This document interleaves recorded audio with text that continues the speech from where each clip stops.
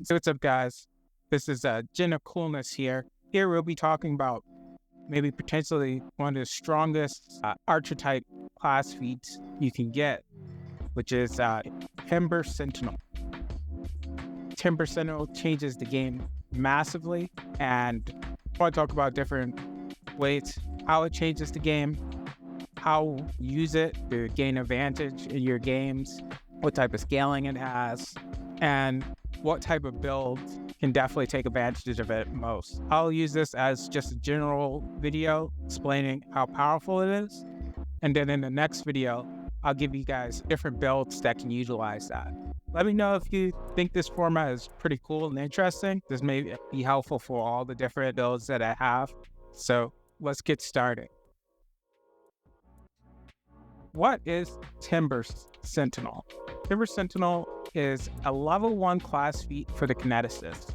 A slim, symmetrical tree travels from the plane of wood. You're a tree within 30 feet, has a protector's tree spell of a rank equal to half your level rounded up. If you use this impulse again, any previous one ends and an ordinary tree remains. Side note, this is pretty OP in a narrative sense, just because you can kind of spam it and make a whole bunch of trees. So just maybe don't do that to your DM and make so many different trees. So this is what makes it so good. We get Protector Tree. Protector Tree, a medium tree suddenly grows in an unoccupied square within range. The tree has 10 AC and 10 hit points. Whenever an ally adjacent to the tree is hit by a strike, the tree interposes its branches and takes the damage first.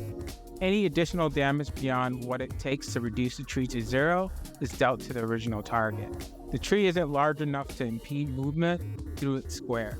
If the tree is in soil and survives to the end of the spell duration, it remains as an ordinary, non-magical tree and continues to grow and thrive. Heightened condition is the tree every spell level gains 10 hit points. So I just want to explain how much the scaling of this skill actually is. Just looking at the damage table. So this is just for strike damage. Let's say, for example, we're level 10, where the Protector Tree has 50 HP. The average strike damage for a monster 4+ our level at extremes, which you look at these rules here, it's a very rare type of monster to have extreme strike damage. And that usually comes with some type of drawbacks, but in our case, we're just using one of the higher possible examples here. That's 43 damage average. So on average, we can chump the first non-map attack that they do and have a little bit left over for the second attack if they had hits. So we're already dealing over 50% damage reduction. And that's just extreme monster or 4 levels above us. For dealing with a monster on our level, we're maybe potentially blocking over 75 of the overall damage output. Now, if we scale that back to the real world and the counters you're likely facing, we'll probably deal with monsters doing high to moderate. So if you look at the chart here, for high to moderate, for monsters maybe 2+ your level or so, you can actually see that we may be able to block almost 100% of your damage output, and monsters our level, that's definitely doable as well. So it's extreme amount you can do, and this replenishes every turn. Certain monsters just won't be able to punch over it. So what's the game plan for this ability? Essentially what you want to do is spend 2 actions to summon it somewhere adjacent to your party member and just have it absorb damage for them. So essentially, you either have your tank out there or the caster gets caught up, you cast this spell and you're immediately tanking for the caster. It not only makes traditional tanking better, it also allows you to provide invaluable and superior support for any type of caster you may have.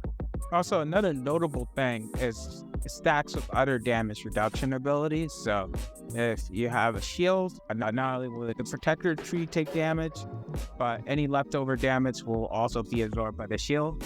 If you have any damage resistance abilities, like Stone Skin, it'll take that damage, and then Stone Skin will absorb the rest, leaving a lot of serious combinations of where a character may be functionally invincible to just basic strike. Very strong. What build does this mostly work with? You're looking at a lot of different builds that have multiple actions in one action. Maybe the king of that is the summoner. Will act together, cast Timber Sentinel, still be able to strike. Most notably, your Edeon is an ally, so it can be protected by Timber Sentinel, making for a very powerful combination that we'll talk about in the next video. Also, there's builds that don't mind just attacking once and maybe attacking again with attack of opportunity, still keeping their damage output relatively high. That's it. This ability is extremely strong. Some people think it's relatively game-breaking, and we will be diving into some extremely strong builds that take advantage of this in the next video.